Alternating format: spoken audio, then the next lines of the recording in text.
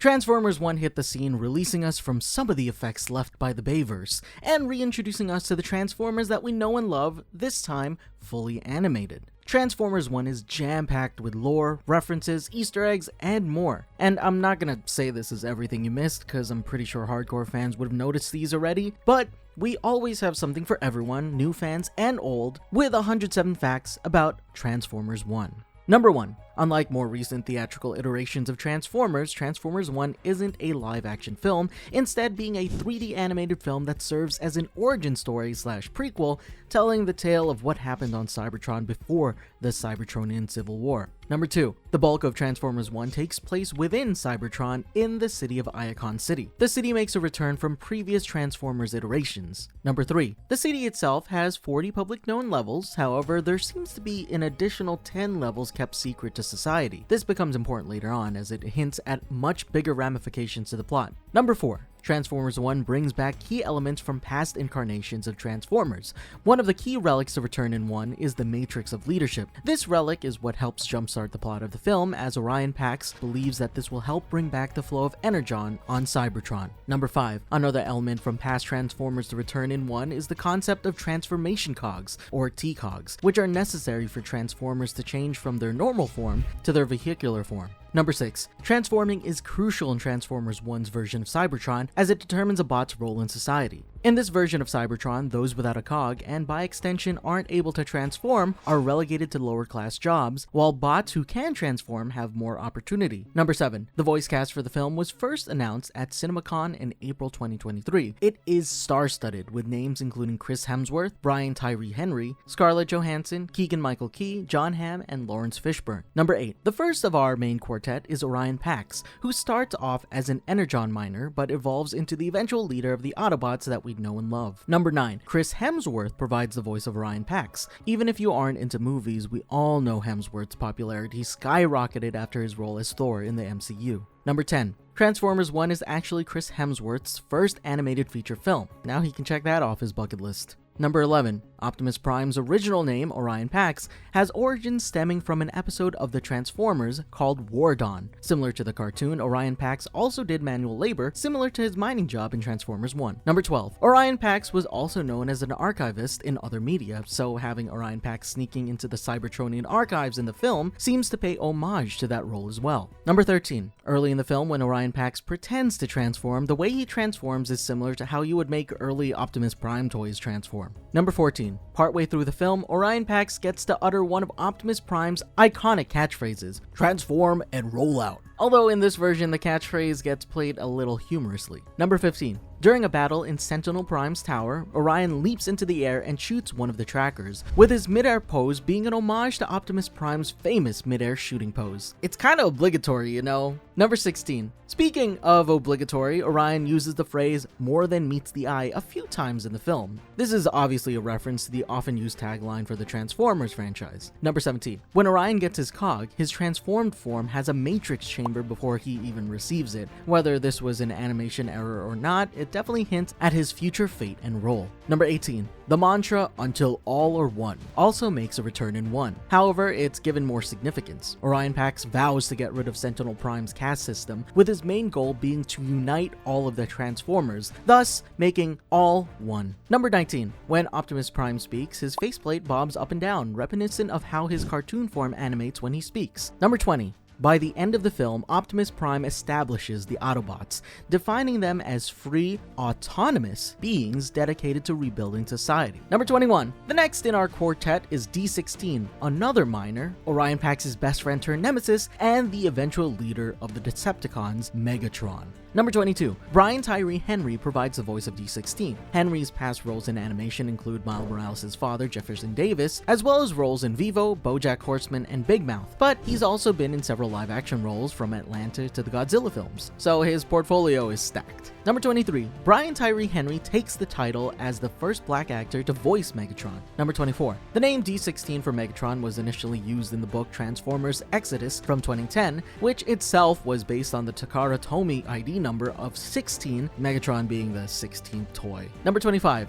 The D in D16 stands for Destron, which is the Japanese name for Decepticons. Number 26. D16's original body, the black black dome-shaped helmet and yellow eyes, is a reference to Megatron's Marvel Comics appearance, which was based on concept art for a unreleased prototype version of the Microchange figure. Number 27. Due to runtime constraints, D16's backstory as a gladiator couldn't be included. The team instead chose to depict him and Orion Pax as co-workers in the mines. Number 28. Despite not including his gladiator backstory, the team alludes to it in D16's duel against Starscream. Number 29. Orion Pax, being friends with D16, gives him a sticker of Megatronus Prime, which looks like a one-to-one version of the Decepticon logo. More so than past iterations, I want to say. Number 30. Continuing on from the previous fact, Sentinel Prime makes that sticker permanent, as he uses the sticker that Orion gave to D16 as a template to scar the design onto D16's chest. This also evokes the look of G1 Megatron, as the Decepticon logo can easily be seen on his chest as well. Number 31. Towards the end of the film, there's a gruesome scene of D16 bisecting Sentinel Prime. This action is similar to how Megatron killed Jazz in the Bayverse live-action Transformers film from 2007. Number 32. Transformers 1 canonically gives the origins of how Megatron gets his name, with him adopting the name after taking Megatronus Prime's cog. Number 33. As for Megatron, he named his faction the Decepticons, which is a symbol of Sentinel Prime's deception. Number 34. The third in our quartet of main characters is Elita 1, a female miner bot. Number 35. Scarlett Johansson joins the cast as Elita 1. As with Chris Hemsworth, ScarJo's name is probably best known for her time as Black Widow in the MCU, but she's also played animated roles such as Ash from Sing. Number 36. Chris Hemsworth personally contacted Scarlett Johansson to join the film. Number 37. Elita 1 calls Orion and D16 idiot GoBots, which references the 1980s toy line by Tonka that were trying to compete with the Transformers, but were eventually acquired by Hasbro. GoBots actually released before Transformers, but we all know who came out on top. Number 38. While the insult is a jab at the GoBots, the fact that it's said in the film could hint that GoBots are part of this Transformers universe. Number 39. When talking to Orion, Elita 1 makes mention of The Touch, which references the song of the same name by Stan Bush. The song was quintessential to the first animated Transformers film. Number 40. According to director Josh Cooley, they actually had a version where D16 and Orion are playing a video game, one of those arcade cabinets, while an 8-bit version of The Touch played in the background, which unfortunately had to be cut, but would have been cool. Number 41. The last of our quartet is B-127, who other people might know as Bumblebee. Like the others in the quartet, B is a miner. Number 42. Keegan-Michael Key lends his comedic acting chops and voices B-127, utilizing a voice similar to his natural voice. And in my opinion, this is one of the funniest that B has ever been portrayed, but I'm curious what everyone else thinks. Comment down below. Number 43. The name B-127 can also be heard in the Bumblebee movie, which is Bumblebee's name on Cybertron before he eventually adopts the moniker Bumblebee. Number 44. B-127's friend Aatron is a reference to the Key and Peele skit Substitute Teacher. In the skit, the sub played by Keegan-Michael Key mispronounces a student's name as Aaron. Number 45. One of B-127's other friends is named Steve, which in Transformers lore was a bot that forgot his name and decided to go by Steve after reading it on a billboard. Number 46. A key character in Transformers 1 is Alpha Trion, one of the last of the 13 Primes, who were the first Transformers created by Primus and Defenders of Cybertron. Okay, this is completely random and doesn't really have to do anything with Transformers, but doesn't Alpha Trion remind you of a Bionicle, like his design in this film? Kind of reminds me of like that Generation 2 Bionicle character Akimu, but that's beside the point. Sorry, I'm just a huge Bionicle fan. Number 47. Lawrence Fishburne makes his voice heard as Alpha Trion. I'll always know Lawrence Fishburne as Morpheus from The Matrix, and he's just as commanding and wise in his voice as Alpha Trion. Number 48. In the beginning of the film, when Orion Pax views the archival footage, it's Alpha Trion's voice that narrates the story, which makes sense given that Alpha Trion is considered the archivist of Iacon in Transformers lore. Number 49. However, building off the previous fact, it's strange to have Alpha Trion narrate the footage considering that he wouldn't have any knowledge of what happened after a certain betrayal found out later in the film, and the effects of said betrayal on Cybertron's Energon. Continuity-wise, this doesn't make much sense that he would be in the narrator because he would probably be deactivated. However, one can say that his voice was deepfaked. I mean, this is a story about transforming space bots after all, why can't they deepfake a voice? Number 50. When Alpha Trion gives the main quartet their transformation cogs, he states that all are one, which is a reference to the classic slogan, "Till all are one," which is from Transformers the movie. Number 51. Sentinel Prime makes an appearance in Transformers 1 as well as the ruler of Cybertron, but with the way he acts, you're probably leaning towards wondering if he was a deserved leader. Number 52. John Hamm voices Sentinel Prime, and can I just say that his voice makes the perfect not-so-serious and probably mischievous leader type voice? This isn't John Hamm's first rodeo in providing voices for animated properties.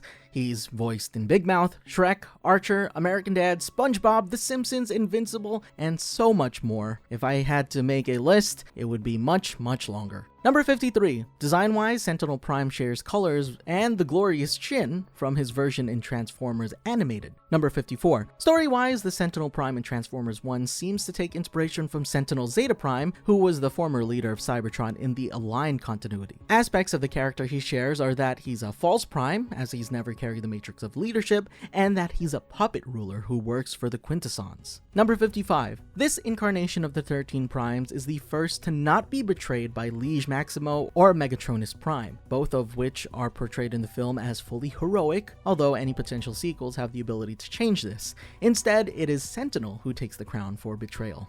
Number 56. Sentinel Prime carries his iconic double-bladed sword, which was used in previous incarnations of him. Number 57. Sentinel's armored mode also makes a return, as it's similar to his Apex armor form from past versions. Number 58. Arachnid, played by Vanessa Liguori, is Sentinel Prime's spider-themed advisor, who also can transform into a Cybertronian jet. Number 59. Despite most of the cast being bots from G1 Transformers, Arachnid is a bit unique in that she's included as a key character, being an enforcer to Sentinel Prime, despite being not a G1 character. Number 60.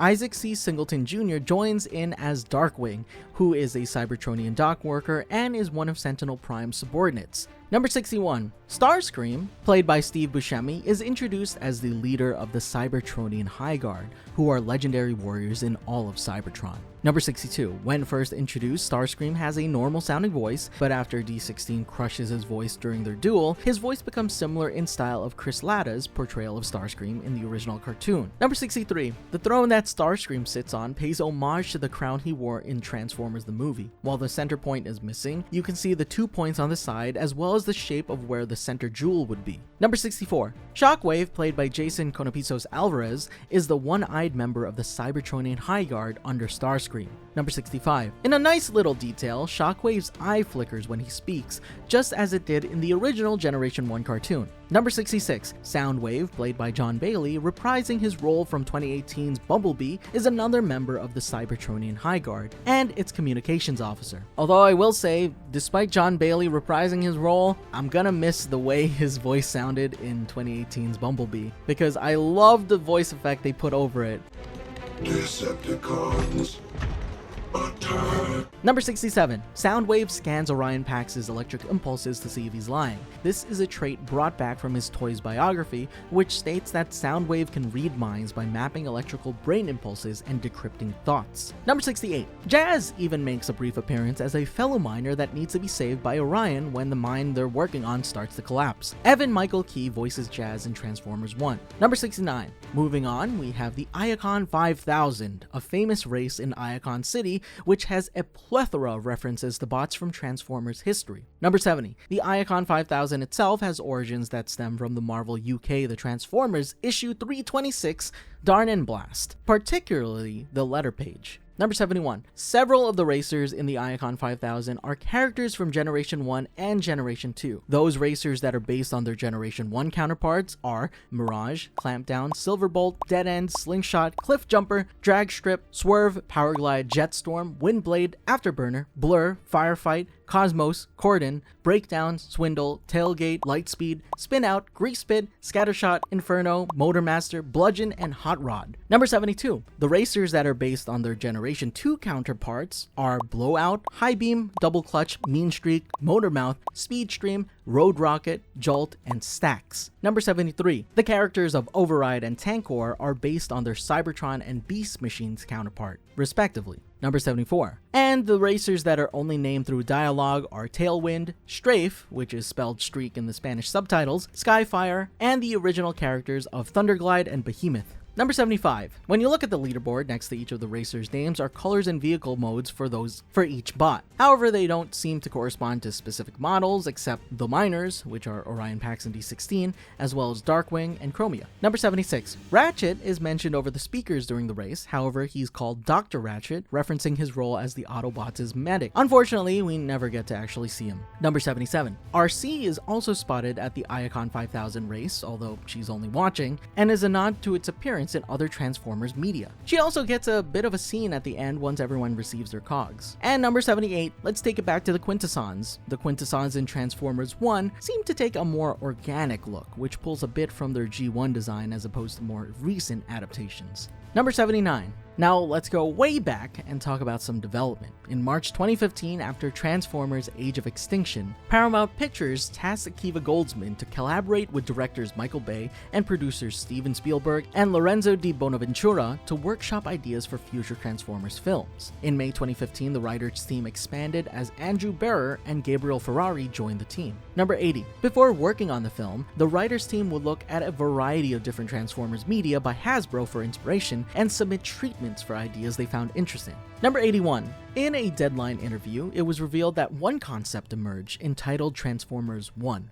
It was an animated prequel film that focused on telling the tale of what happened before the Autobot-Decepticon conflict on Cybertron. In August 2017, it was officially announced that there would be an animated Transformers film, followed by another announcement on February 2022 that the film would be computer animated. Number 82. After the release of the Bumblebee film in 2018, producer Di Bonaventura confirmed the development of Transformers 1, with its aim to tell the whole Cybertron mythology. Whether or not the film accomplished that is up to y'all. Number 83. In April 2020, it was announced that former Pixar animator Josh Cooley was brought in to direct the film, utilizing the script by Barrer and Ferrari. Additionally, it was announced that Hasbro Entertainment and Paramount Animation were in charge of producing. Number 84. When Cooley joined, he was given a comprehensive lore bible from Hasbro, which covers the entire Transformers franchise. Number 85. Josh Cooley aimed to capture what he calls an epic quality, taking notes from the Transformers the movie from 1986 and the Dune film from 1965. Number 86. Unlike most films about the Transformers, which tells tales about the Transformers post-Cybertron,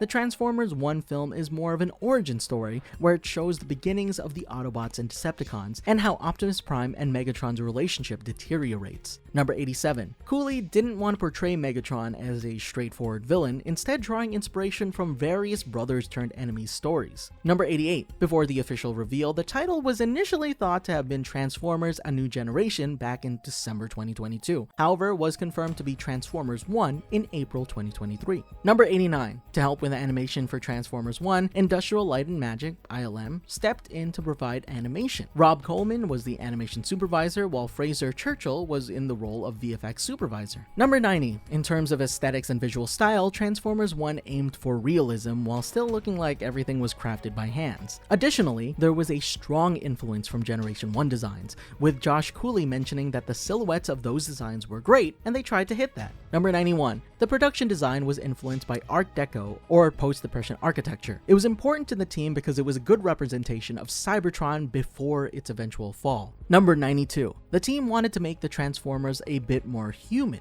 and made efforts to make the Transformers more emotive, ensuring their faces were more expressive and their eyes were more prominent. They felt that this would help connect the characters with the audience. Number 93. The team wanted to convey a grand sense of scale as what the series is known for. However, since there weren't any humans to help with this scale, the team used Cybertron itself and made it larger than life. Number 94. The film's budget was reported to be $75 million, although some sources suggest it goes up to $147 million, which is pretty big. Number 95. Eric Pearson, Barrer, and Ferrari all received screenplay credit, with the latter two receiving credit for the story. Number 96. Brian Tyler, who previously scored Transformers Prime, composed the score for Transformers 1. Number 97. Two tracks in the film, Resting Place of the Primes and The Fall, include a leitmotif that is lifted from the main theme of Transformers Prime, which is also composed by Brian Tyler. Number 98. In addition to lifting themes from Transformers Prime, Transformers 1 pays homage to the track from Transformers the movie called Death of Optimus Prime, with The Fall using the motif from that track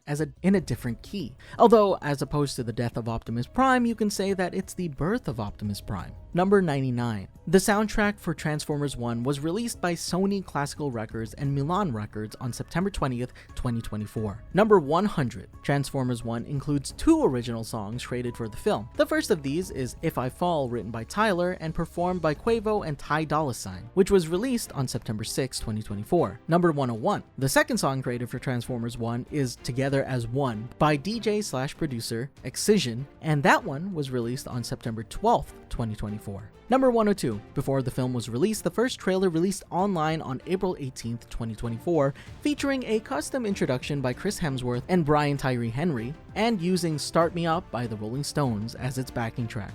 Number 103. The trailer debuted via a spacecraft launch at 125,000 feet above Earth. Not quite Cybertron, but it's cool nonetheless. Number 104. Screened as a work in progress at the Annecy International Animation Film Festival on June 10th, 2024, it received positive reactions. It then premiered in Sydney, Australia on September 11th, 2024, before finally being released theatrically in the US on September 20th, 2024. Number 105. Initially scheduled for July 19th, 2024, it was delayed to avoid competition with Beetlejuice, eventually releasing on September 20th, 2024. Number 106. While the film was received rather positively, it is considered a box office bomb, having only grossed $119.4 million worldwide on a $75 to $147 million budget, and completely failing to reach its break-even point. Number 107. Josh Cooley has told outlets that there is more to tell in this world and that he hopes to see the movie expand into a trilogy. Hopefully, the film's box office numbers don't affect that potential.